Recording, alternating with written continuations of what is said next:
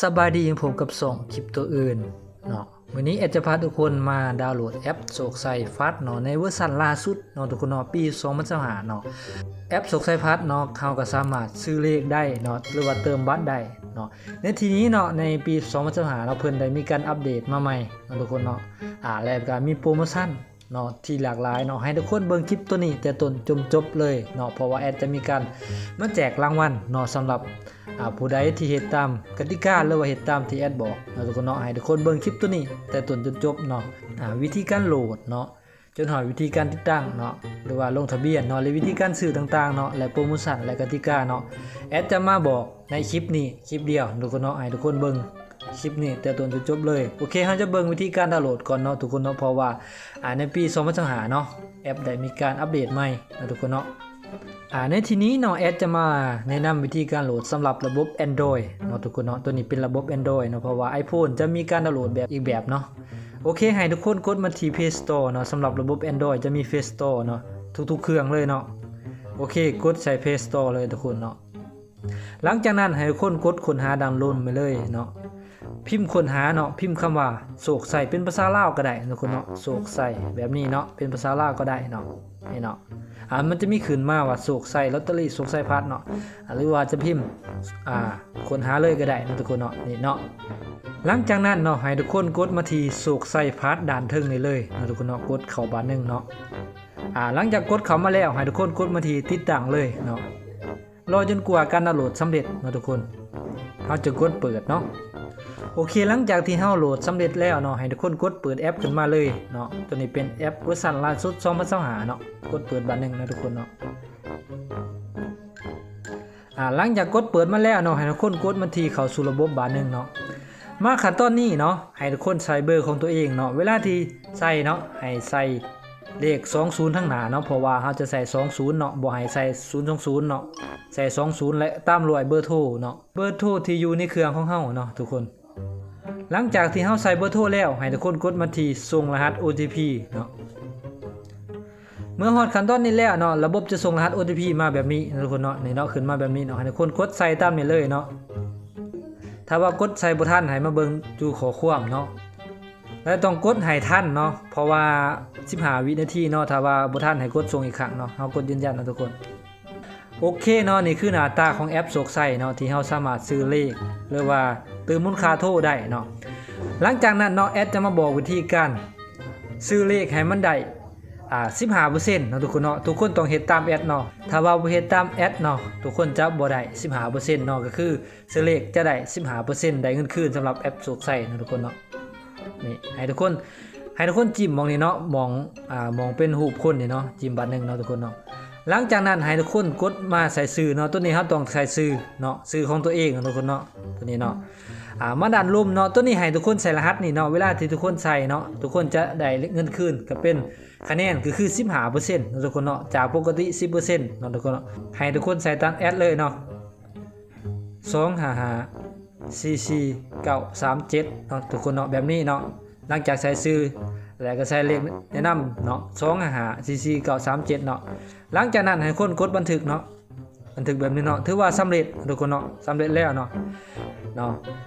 สำหรับเพื่อนๆคนใดเนาะทุกคนเนาะที่ใส่รหัส15% หรือรหัสแห่งๆของแอดนี่เนาะ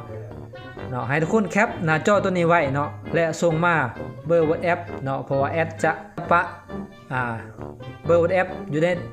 ใต้คลิปนี่เนาะทุกคนเนาะใต้คลิปนี่เนาะให้ทุกคนส่งไปหาแอดเนาะหลังจากที่ทุกคนใส่แบบนี้แล้วเนาะให้แคปตัวนี้แล้วก็ส่งหรือว่าทักไปหาเบอร์ที่แอดให้เนาะเบอร์ WhatsApp เนาะทุกคนเนาะทักไป WhatsApp เลยเนาะโอเคหลังจากที่เฮาใส่แล้วเนาะทุกคนเนาะให้ทุกคนทักไปเลยเนาะทุกคนเนาะเพราะว่าแอดจะให้รางวัลเนาะทุกคนเนาะตัวนี้แอดจะให้เป็นรางวัลเลยเนาะทุกคนเนาะแอดจะโอนเงินให้เนาะว่าสิซะเนาะโอเคหลังจากที่เฮาใส่รหัสนี่แล้วเนาะเฮาลองมาซื้อเลขเบิ่งเนาะทุกคนเนาะว่ามันสิได้ 15% หรือบ่ทุกคนเนาะลองมาซื้อเลขเนาะเนาะโอเคเฮาจะกดหม่องซื้อเลขเนาะซื้อหวยเนาะทุกคนเนาะเฮาลองมากดเบิ่งเนาะทุกคนเนาะแอดจะซุ่มเนาะทุกคนเนาะแอดจะซุ่มเนาะแอดจะซุ่มเลข6โตเนาะเฮาจะกดหม่องซุ่มเลขเนาะมองนี้เนาะทุกคนเนาะแล้วก็กดตกลงเนาะเพราะว่าเฮาจะซุ่ม6โตเนาะทุกคนเนาะหลังจากนั้นเนาะเขาจะยืนยันเนาะสำหรับเนาะยืนยันตรงนี้เนาะทุกคนเนาะ เฮาจะมากดที่ชำระผ่าน BC One เนาะทุกคนเนาะนี่เนาะทุกคนเนาะเฮาจะมาชำระตามปกติเนาะทุกคนเนาะหลังจากเฮาชำระเสร็จแล้วเนาะเฮาก็กลับมาเข้าแอปคืนเนาะทุกคนเนาะกลับเข้าแอปคืนเนาะเฮาจะมาเบิ่งบิลหม่องนี้เนาะหม่องเบิ่งบิลหม่องนี้ทุกคนเนาะนี่เนาะทุกคนเนาะนี่คือเลขที่แอดซื้อเมื่อกี้เนาะก็คือเลข6ตัวทุกคนเนาะจ่ายไป 10,000 กีบเนาะเฮาจะได้เงินคืน 15% มาเบิ่งนํกันทุกคนเนาะมาเบิ่งอยู่หม่องนี้เนาะเบิ่งคะแนนนี่เนาะทุกคนเนาะองค์ยายแอดมี500คะแนนเนาะตอนนี้เฮาได้มาอีก 1,500 เนาะแสดงว่าเฮาแอดได้ 2,000 เนาะเพราะว่าแอดซื้อหวยเมื่อกี้ได้ 15% เนาะ10,000 กีบของ 15% จะได้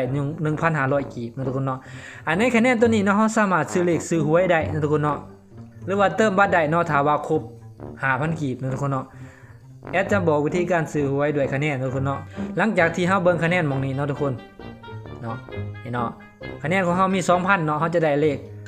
เฮาจะสามารถซื้อเลขได้ 2,000 กีบเนาะทุกคนเนาะเฮาจะมาลองซื้อเบิ่งเนาะทุกคนเนาะมีคะแนน 2,000 เนาะเฮาจะมาซื้อเบิ่งเนาะทุกคนเนาะแอดจะสุ่มเอาเนาะแอดจะสุ่มเอาเนาะทุกคนเนาะเอา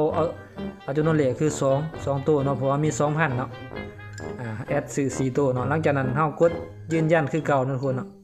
ให้ทุกคนกดด้วยสำระโดยคะแนนเนาะตัวนี้เนาะนี่กดด้านถึงนี่เลยเนาะทุกคนเนาะเฮาก็สำระปกติตัวนี้เนาะนี่เนาะทุกคนเฮาจะบ่ได้ใส่เงินเฮาเนาะเฮาจะใส่คะแนนเนาะเงินของเฮา0เนาะนี่เนาะทุกคนเนาะนี่เนาะคะแนนของเฮา 2,000 กีบจะสามารถสำระซื้อเลขได้เนาะทุกคนเนาะก็มีรุ่นท้ายบินอีกเนาะทุกคนเนาะรุ่นข้างเคียงอีกเนาะสำหรับหวยโศกไส้เนาะถือว่าคุ้มสุดๆเนาะถือว่าคุ้มสุดๆเนาะทุกคนเนาะนี่เนาะก็ตามนี้เนาะทุกคนเนาะสำหรับแอปโศกไส้พลัสเนาะในการซื้อเลขหรือว่าเติมมูลค่าโทเนาะ